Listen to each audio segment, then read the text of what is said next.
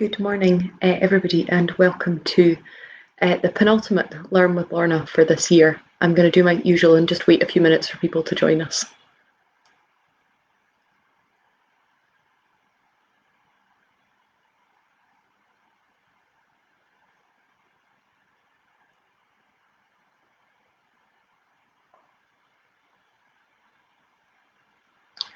So welcome to this week's Learn with Lorna, and thank you so much to those of you who are joined on Christmas Eve. I know Christmas Eve can be a busy time for people, so I'm already seeing who's there. Skye, Glasgow, Ireland.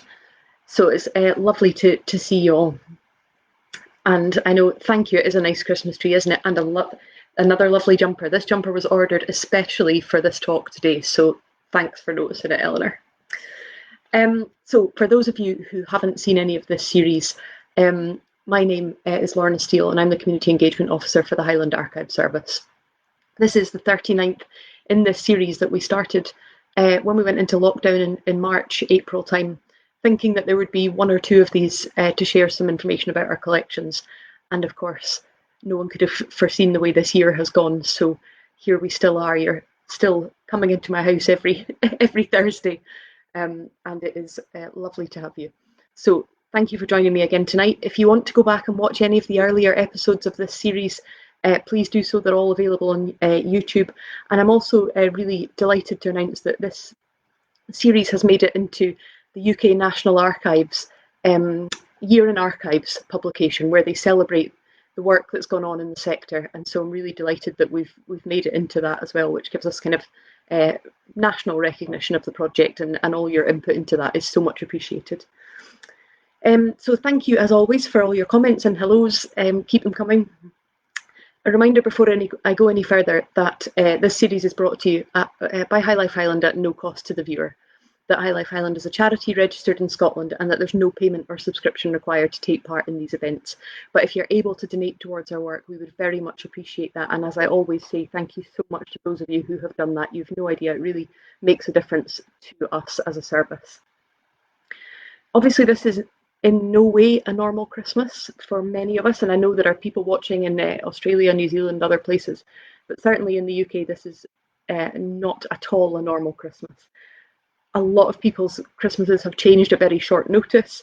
People are not able to see family or friends in the way they might usually be able to do, and so many of the traditions and things that we take for granted at Christmas have gone to the wayside this year.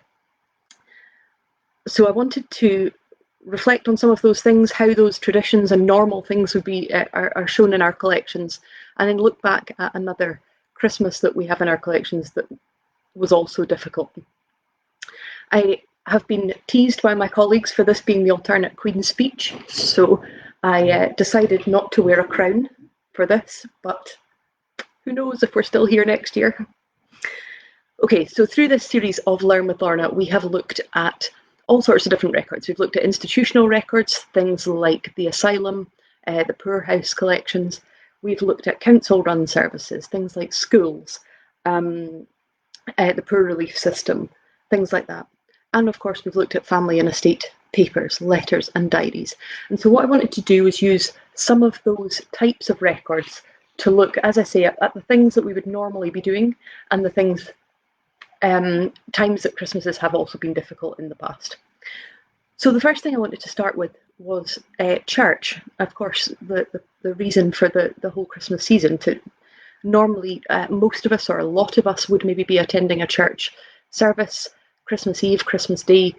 This, I think, is the first year of my life I haven't been in church on Christmas Eve and Christmas Day. And we, of course, have church collections. And as if you remember, if you were watching on Church Week, you'll know that sometimes the church records don't really talk much about the themes of services or things like that. Often they're discussing other things. But we do have references to Christmas within our church collections, but also other collections. So for instance, we have a Boys Brigade collection that talks about the carol services in 1972, which incidentally was held at Culloden School on Christmas Eve in 1972. Christmas carols and nativities, of course, play a big part at this time of year. And this can be seen in school logbooks. And of course, most schools or many schools will be doing things like nativities, some of them doing differently this year. I know some have been doing them with sign language and things like that rather than singing as they would normally do. And of course, huge numbers of parents can't attend. So very different way of doing these things that we've done for a long time. And so I wanted to talk about some extract from school logbooks that talk about how schools have marked Christmas in the past. So for instance, in 1956, the Lairg secondary school book, which is up in Sutherland, and again I say up because it's up from where I am, shows that on the 18th of December they had the senior Christmas party, the 19th of December they had the junior Christmas party, and on the 21st they had the carol service. And I have, as I'm sure many of you will, very fond memories of school Christmas parties, especially at high school, Christmas dances, Christmas ceilidhs and all that, learning country dancing through the rest of the year, coming into its own for the school dances. It's interesting to note in that Lairg school logbook from the 1950s that the Christmas carol concerts were, of course, to spread Christmas cheer, to commemorate the birth of Christ, but also gradually became with the aim of raising money for charity, which of course is something that we're seeing a lot of this year. The amount of people doing things to raise money for people at Christmas. So in 1965 in Lairg they raised £16 and 18 shillings for the Royal National Institute for the Blind. And then 1967 they raised money for Dr. Bernardus Homes, and 1968 for the Central Council for the Disabled. So you start to see how the purpose of the carol concert changes from just being a kind of community activity, but then also becomes a fundraising opportunity for organisations. It's also worth noting that while at the same time these things were being written in the Lairg School logbook, they're also marking that it's minus 10 degrees, there was 6 inches of snow, and the snow melt also brought flooding. So just a few things to contend with there. Obviously, before we had the big Christmas parties and Christmas school ceilidhs that we have today, before that were school treats. And these can be also seen in the school logbooks. So for instance, Durness, right on the north coast, the school logbook entry for the 23rd of December 1904 reads, "We closed today for Christmas and New Year's holiday till the 4th of January 1905. And the children were presented with oranges, buns and cards." And again, maybe you'll remember, do tell me if you have any similar memories, but I remember at primary school getting that, every pupil getting a something from Santa. The Glenewig school logbook, which is held in our Lochaber Archive Centre from 1911, shows that December the 25th was the day off, and then December the 26th, this afternoon, the children assembled at the school to receive their annual Christmas treat from Mrs. Blackburn.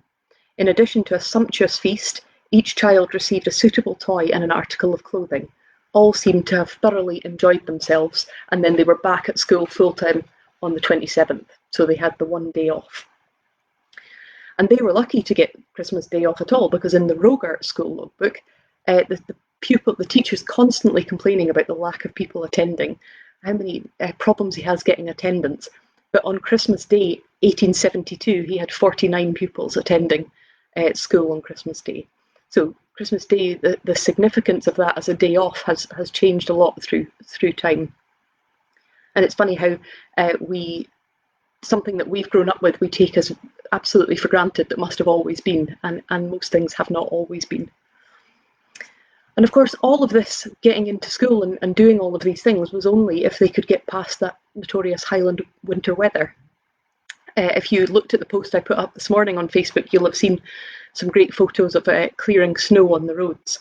And I wanted to read you a favourite extract from the Lochinver school logbook. And this is from the 11th of December 1914, and it reads, "A gale sprang up from the east on Thursday afternoon and blew with terrific force during Friday, raising almost continuous spindrift in Coolagh Loch. Notwithstanding this, 55 pupils were present, some of whom had to be assisted around a especially difficult corner to get into school." I just had such an image of that, these wee children getting helped around the corner to make it to school. It was obviously a big enough deal to be written in the school logbook. The collections are full of photographs and images of winter weather as well. And as I say, I put one or two of them up earlier. And I've spoken in previous sessions about growing up between the Slough Pass and the Dromochter Pass and how easily you can become fenced into that area. And I think there's possibly people from King UC watching who will verify that. So we have pictures in the collections of people clearing those roads, those passes between the mountains, trains with snowplows on the front, and of course references in letters to people attempting to get to travel at Christmas and how difficult that can be. And we'll come back to that because obviously this year particularly so. There's a 1939 entry in the Strathconan School logbook which says, "The temperature in the school has never risen above freezing point, and today it is 4 degrees below freezing point. Last night there were 34 degrees of frost. During extremely cold weather, the fire in the school, even when as big as possible, does not make the room even warm. The pupils would be unable to do any work at all if they were not allowed to take turns in working next to the fire." So, you know, we think sometimes that we're a bit hard done by at the moment, but can you imagine? There's no way now in the UK that schools would be allowed to open at minus 34 with pupils having to take turns to sit next to the fire to be able to concentrate. So that's a little bit from the school collections. What about the other institutions? What about the other big organisations? There's some fantastic photos in our NHS collection of staff preparing for Christmas. There are some images of nurses taking turns at stirring the Christmas pudding. There's a great photo which I shared this morning of a nurses' Christmas party with dozens of nurses down long tables, still all in their full nurses' uniform for their Christmas party. And also some of Father Christmas visiting children's wards. Council records show the preparations for Christmas undertaken in our towns and villages. So switching on of Christmas tree lights, erection of public Christmas trees, things like that. But what about what was happening in people's houses, people's homes? I'll come on to that just after reminding you that this series is brought to you by High Life Highland at no cost to the viewer. That High Life Highland is a charity registered in Scotland, and there's no payment or subscription required to take part in these events, but we are very grateful for any donations. Eleanor, I'm seeing your point that there would be some interesting entries this year if schools still keep logbooks. I absolutely agree with you. Schools are no longer required to keep logbooks. Some teachers still choose to, but they're no longer required to. But yes, certainly I think our education records and all sorts of council records will include a huge range of interesting information this year. So what was happening in families in the past? What do we normally do at Christmas? Normally at this time people would be buying presents, preparing food and drink, and maybe attending pantomimes or Christmas parties and things like that. So what do our collections say about that in the past? Well, we have business records that talk about businesses buying in Christmas stock. So I wanted to read to you a list from the Rutherfords of Helmsdale business collection. This is from 1885, and the list shows them buying in stock from Glasgow into Sutherland, and it says that they wanted photo albums, dolls, picture books, rubber balls, framed scriptures, spinning tops, purses, wax candles, and reflectors and Father Christmases for the Christmas trees. It's if you remember last week, I think it was last week when I talked about going into that general store and smelling all the cinnamon and spices and cloves. That was what that conjured up a smell in my mind. This one conjures up an image of a child walking into the shop in Helmsdale and seeing rubber balls and dolls and toys and Christmas trees, and how magical that would have been.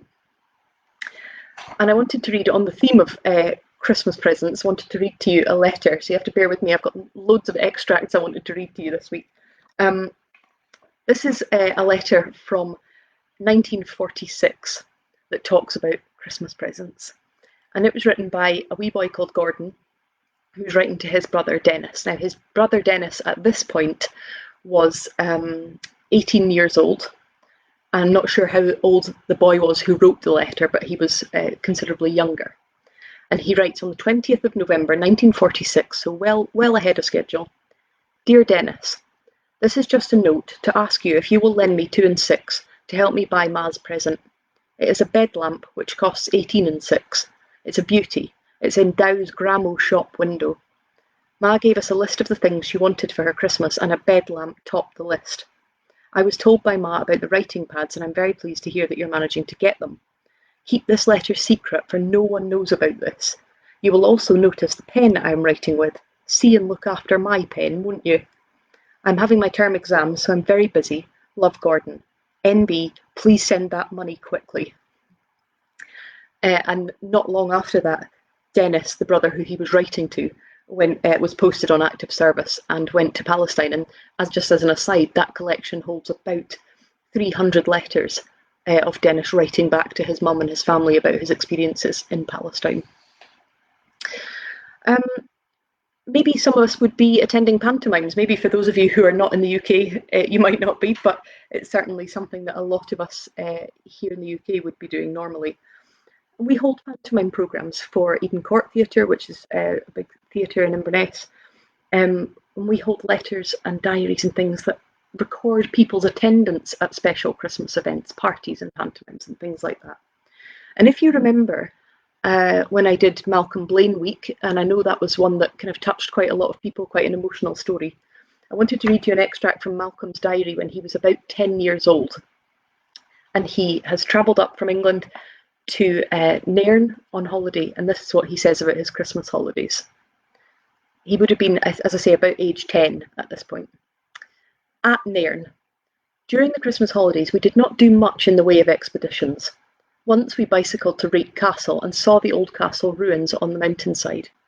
Thence we went to the summit of the mountain behind, right up in the snow, and had a most glorious surrounding view right into the stillness of the Scotch pine forest, in the pure, fresh air.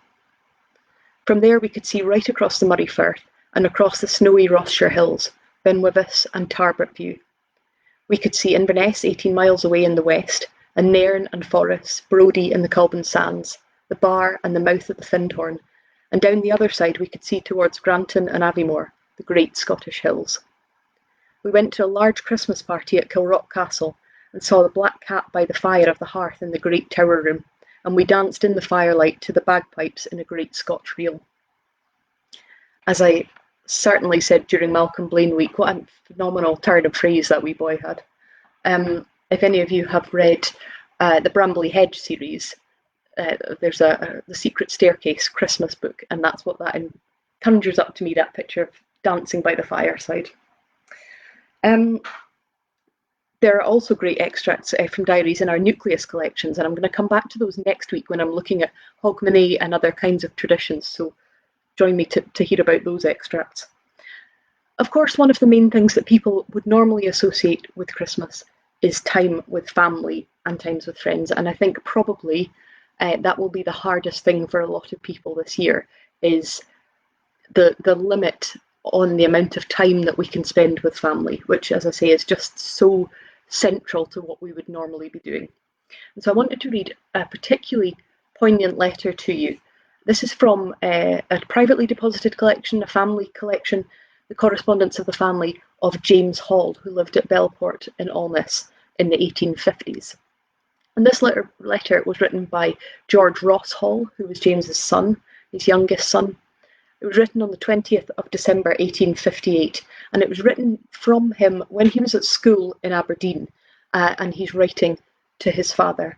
And I thought this was very Dickensian. It sounds very much like something out of A Christmas Carol, but also it's just particularly poignant this year in the UK with people, with all the problems we've had with trying to get students home from universities and things like that. So it reads like this. Aberdeen, December the 20th, 1858.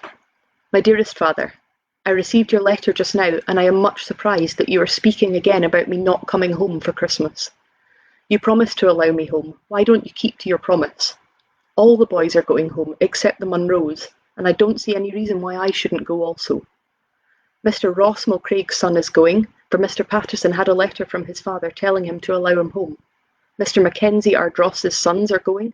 Mr. Mackenzie Invergordon's sons are going. Mr. Ross Dingwall's sons, and one of his boys is bigger than I am. I am going home also, for I require to get several things. You spoke about me going out to Inverkindi instead. I'm not going there. I'm going home. I wrote to Inverkindie and I told them that I was not going there this year, that I was going home. Mr. Pattison is quite willing to allow me home, and he says that it would do me much good. I wonder then why you would not be glad to see me. I'm coming home Friday along with the other boys. I've told you before that I can get from Keswick to Alness in Mr. Mackenzie's dog cart. You said that 30 shillings wouldn't take me there and back, but about £1 would do it easily, and I have as much money as will take me home. I've saved the £1 that you sent me. I kept it purposefully to take me home at Christmas. I'm so hoping to see you on Friday. Please write to me as soon as you get this. I just think that is such a tragic letter, but I do think it's very much like that part of A Christmas Carol where when he goes back to the past and he's trying to get home for Christmas. I wanted to finish by talking about a particularly bad Christmas in the past, or a particularly difficult Christmas in the past. As I've said several times, and as you will all be aware, this is not going to be an easy Christmas for a lot of people. But we have come through pandemics before, we have come through plagues, we've come through conflicts, wars, and all sorts of other things. In addition to those personal sufferings that we have come through. And so I wanted to read some extracts relating to the First World War. The first one I wanted to read was a letter by Major Murdoch Beaton. He was born in 1869 in Lochalsh. He went on in 1912 to become the secretary to the Highlands and Islands Medical Service, which you may remember me talking about in Health and Wellbeing Week. And in First World War, he joined up with the 4th Cameron Highlanders. He was a close friend of the Barons, who for many years owned the Inverness Courier newspaper. And I'll maybe come back in the new year and do a talk on the Barons, because it's a particularly interesting collection. So this is a letter from the 13th of December 1915, and he's writing from France back to his friends the Barons. And he says, "We are at present enjoying what we regard as a well-earned rest somewhere behind the firing line, but knowing not the day or the hour when we may have to trudge back for another turn of duty in the wintry Flanders trenches." His letter goes on to say that despite the exposure, the men are in excellent spirits and they're in excellent health, because the experience of last winter taught them a lot about different precautions to take, how to look after themselves better in the trenches. It also rounds off by saying, don't tell the people at home this, but it's only when we're in the trenches that we get the genial tot of rum that warms the cockles of our hearts. So he implies that although it's awful, there's maybe a small glimmer of positivity. So of course, during the First World War and subsequent conflicts, there has been a huge drive from people at home to make sure that people who are serving at in conflict have some kind of home comfort. And there was a series of boxes started by King George V's daughter, Princess Mary, and she set up what became known as Princess Mary's boxes, and they were sent out to troops serving on the front, and they contained cigarettes, a lighter, sweets, a card, and a photograph of the princess. And by 1920, over 2 million of these had been distributed from the UK to the front. And of course, families would always be sending things as much as they could, bearing in mind that they also were dealing with conflict and poverty and other issues. But they would send as much as they could. And there's a letter held at Nucleus in the Davidson collection, which is written by an officer serving at the front, written home to his wife in Watton, Caithness. And he writes, "When I came back," because he's been out on a march, and he's talking about being out parading. Then he says, "When I came back, I found your 4 parcels awaiting me, and I dived greedily into them just like a bairn. Many thanks for the scones, the butter, books, meal, puddings, and clothes, all of which are being very much appreciated and enjoyed today." Which I find extraordinary, that you would send, during the First World War, you would send scones and butter out. There you go. And obviously that continued into the Second World War, and they became known in the Second World War as Jock's boxes.